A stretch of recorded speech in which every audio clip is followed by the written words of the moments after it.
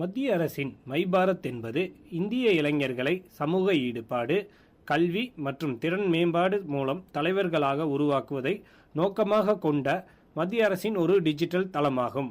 இது தலைமை பண்பு, தொழில் முனைவு, வேலைவாய்ப்பு போன்றவற்றை ஊக்குவிக்கும் பயிற்சி, நிகழ்வுகள் மற்றும் வாய்ப்புகளை வழங்குகிறது.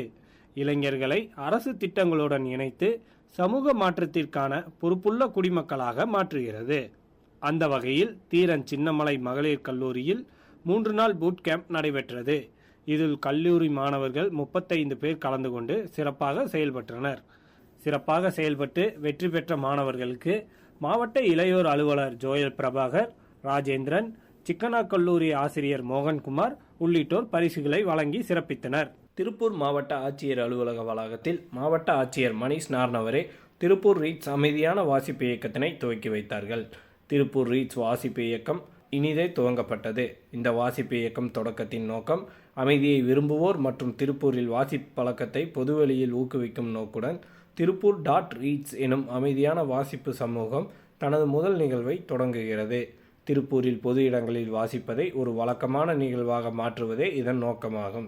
இது ஒரு புத்தக விவாத குழு அல்ல, மாறாக அனைவரும் ஒன்று கூடி அவரவர் புத்தகங்களை அமைதியாக வாசிக்கும் ஒரு தளமாக ஆகும். மேலும் இந்த வாசிப்பு இயக்கத்தில் நுழைவு கட்டணம் கிடையாது, முன்பதிவு தேவையில்லை.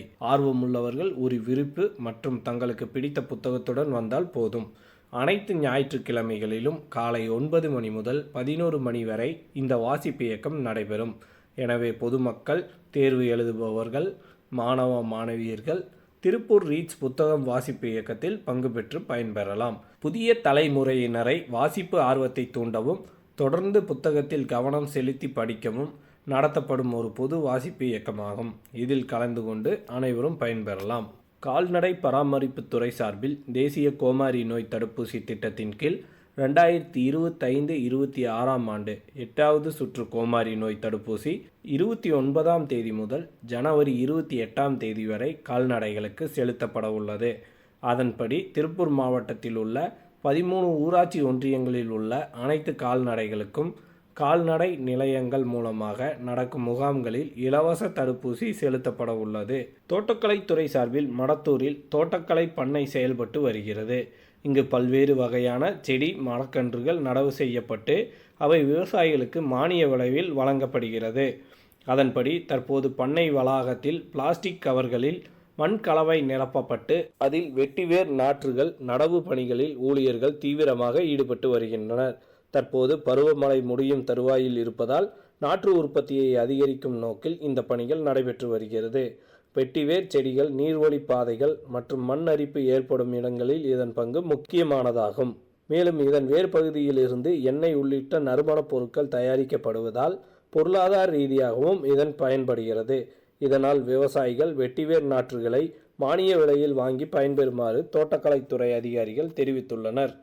தமிழக அரசு ஓய்வூதியம், குடும்ப ஓய்வூதியதாரர்கள் உயிர்வாழ் சான்றிதழை பெற IPPP வசதியை பயன்படுத்தி வீட்டில் இருந்தபடியே தபால்காரரிடம் படிவங்களை சமர்ப்பித்து பயன்பெறலாம். திருப்பூர் ஏற்றுமதியாளர்கள், சிறு வணிகர்கள் பயனடையும் வகையில் இந்திய அஞ்சல் துறையின் புதிய முயற்சியாக சர்வதேச விரைவு அஞ்சல் மற்றும் பார்சல் சேவைகளை எளிதாக அணுகும் வகையில் திருப்பூர் காட்டன் மார்க்கெட் துணை தபால் நிலையத்தில் சர்வதேச முன்பதிவு மையம் தொடங்கப்பட உள்ளது. திருப்பூர் காட்டன் மார்க்கெட் துணை தபால் நிலையத்தில் சர்வதேச முன்பதிவு மையம் தொடங்கப்பட்டுள்ளது. இந்த மையத்தில் விரைவு அஞ்சல் சேவை, பதிவு செய்யப்பட்ட விமான அஞ்சல், விமான பார்சல்கள், சிறு பொட்டலங்கள் மற்றும் ஆவணங்களுக்கான சேவைகள் உட்பட அனைத்து வகையான சர்வதேச அஞ்சல் சேவைகளையும் அஞ்சல் துறை நிர்ணயித்த மலிவான கட்டணங்களில் முன்பதிவு செய்யலாம். மாணவர் பார்சல் தள்ளுபடி திட்டம் மூலமாக உள்நாட்டு பார்சல்களை 10% தள்ளுபடி கட்டண சலுகை பெறலாம். ஆதார் திருத்தம், ஆதார் புதுப்பித்தல், குழந்தைகளுக்கு புதிய ஆதார் எடுத்தல் போன்ற சேவைகளை குறிப்பிட்ட தபால் நிலையத்தில் பெற முடியும்.